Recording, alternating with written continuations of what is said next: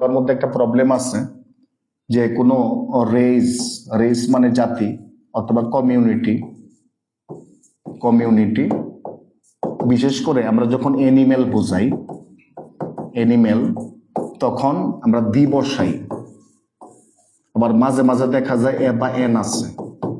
এখন প্রবলেমটা হচ্ছে এখানে দি বসবে নাকি এ বসবে না এন বসবে।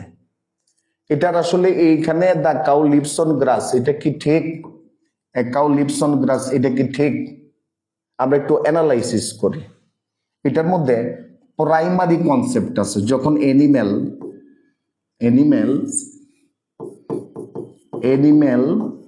রেস বোঝাবে, অ্যানিম্যাল রেসের মধ্যে জাতি কমিউনিটি, সেক্ষেত্রে প্রাইমারি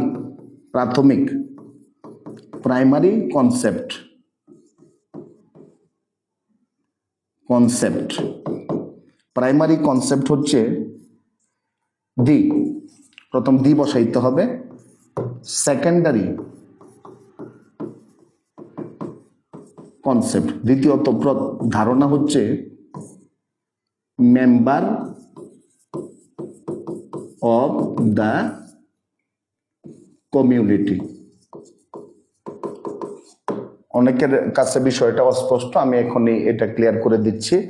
এটা মনে রাখতে হবে যে জাতি বোঝাতে যখন আমরা প্রাণীদের কোনো জাতি বোঝাবো, ওইখানে দুইটা কনসেপ্ট আছে। প্রাথমিকভাবে আমরা ধরে নিব জাতিকে, টোটাল জাতিকে ধরে নিব, আর পরেরটার মধ্যে ধরবো আমরা জাতির যে কোনো একটা সদস্যকে। তাহলে এখানে কি হচ্ছে? এখানে হচ্ছে কাউ, দা কাউ, এই গরু পুরা রেস মানে জাতি, কমিউনিটিকে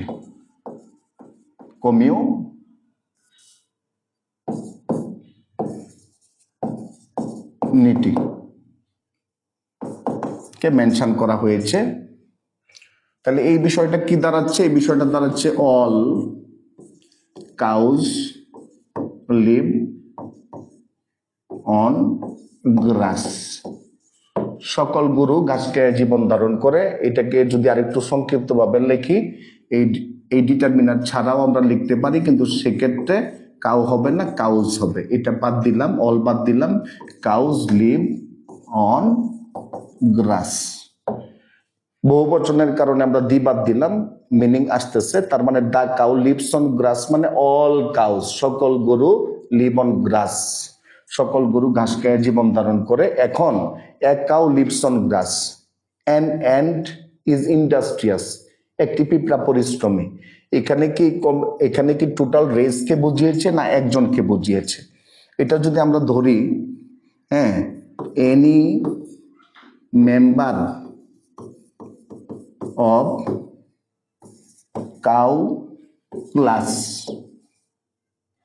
lives on grass, কি দাঁড়ালো? এনি মেম্বার, যে কোনো সদস্য অফ কাউ ক্লাস, গরু জাতির যে কোনো সদস্য, লিভস অন গ্রাস, ঘাস খেয়ে জীবন ধারণ করে। তার মানে এর মাধ্যমেও পুরা রেসকে বোঝানো হয়েছে।